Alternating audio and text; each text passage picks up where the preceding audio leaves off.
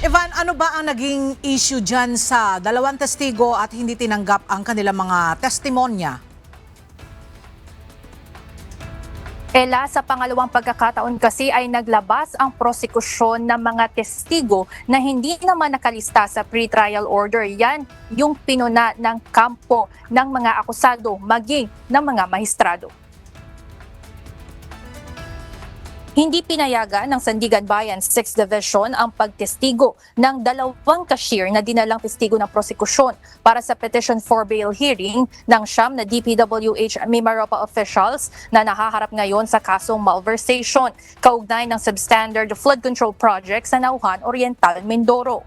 Punan ng defense team, hindi nakalista ang dalawang cashier sa mga nakapilang witness sa hearing. Nagpapakita ng hindi pagsunod ng prosekusyon sa guidelines ng pre-trial order.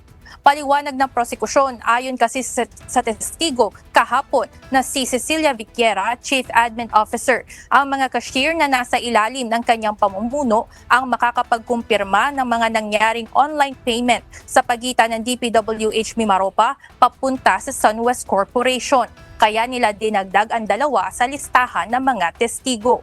Ngunit ayon sa korte, kung noong una ay napagbigyan sila na ipresenta si Joanne Lacerna mula sa Records Division ng DPWH Central Office kahit hindi nakalista sa pre-trial order, hindi na nila pagbibigyan ang prosecution sa pangalawang pagkakataon. Ayon kay Justice Kevin Vivero ng 6th Division, bigo ang mga ito na ipaliwanag sa korte kung bakit hindi nila nailagay ang dalawang testigo sa presentation of witness. Hindi anya naibigay ang good cause kung bakit hindi nakasaad sa pre-trial brief ang mga ito, gayon 2 buwan nang nakafile ang kaso sa korte. Bunsod dito, denied ang motion for reconsideration ng prosekusyon. Suspendido rin ang nakatakda ng hearing ngayong araw at pati bukas.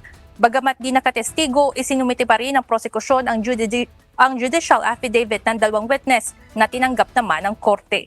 Samantala, itutuloy ang pagdinig sa petisyong makapagpiyansa ng mga akusado sa darating na Huwebes. Ela, kanina pagkatapos maibigay ng korte ang kanilang desisyon, nabigyan tayo ng pagkakataon na makausap ang panig ng prosekusyon. Anila, hindi naman sila mapipilayan kahit hindi pinayagan ng korte na tumestigo itong kanilang dalawang witness. Anila, mga cumulative evidence lamang ang ibibigay ng mga ito kung napagbigyan sana na sumailalim sa cross-examination. Yan muna ang update mula dito sa Sandigan Bayan. Balik sa inyo dyan, Ella. Maraming salamat, Evan Alvarez.